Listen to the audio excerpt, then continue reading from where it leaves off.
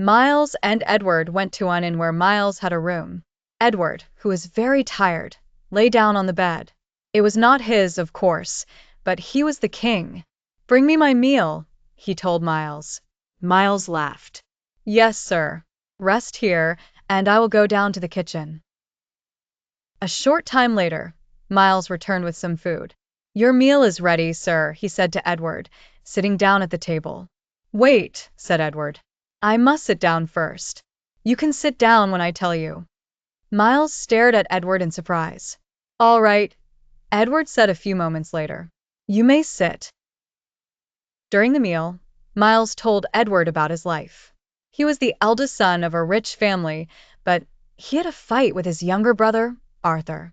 Miles left the country and went to France as a soldier. "After I left, my brother took my home, Hendon Hall," he explained.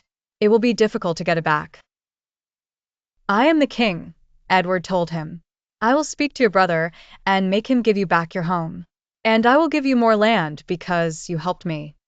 Miles thanked the boy, but Edward was not finished. "Give me your sword," he said, "and I will make you Sir Miles Hendon." Edward took the sword, and Miles kneeled down before him. "You are now one of the king's men," Edward told him. Edward was so tired that he soon fell asleep. The next morning, Miles went to buy him some new clothes. But when he returned, Edward was gone. "Where's the boy?"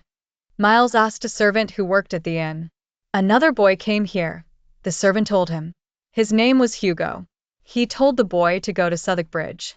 He said a man called Miles Hendon is waiting there for him." "But I am Miles Hendon," he cried.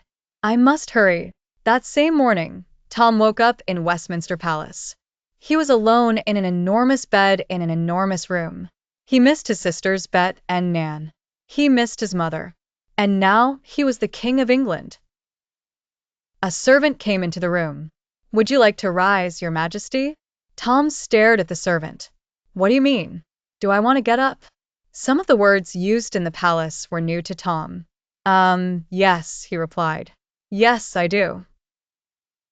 "Good, Your Majesty," said the servant. "I will bring you your clothes." The servant returned. 2 more servants were with him.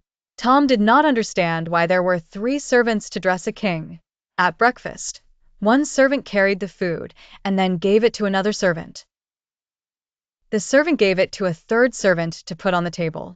There were 2 more servants who did nothing except stand behind Tom's chair. After breakfast, Tom had to listen to Lord Hertford and some important gentlemen talking about things he didn't understand. He also had to sign a lot of papers, writing Edward instead of Tom. That evening, there was another big meal at the palace, but Tom could not eat very much. He was still full. When he finally went to bed, he felt sad. "The palace is beautiful and so are my clothes, and there is plenty of food to eat. But I want to see my sisters and play with my friends. I want to go home." Where was Edward, the real king?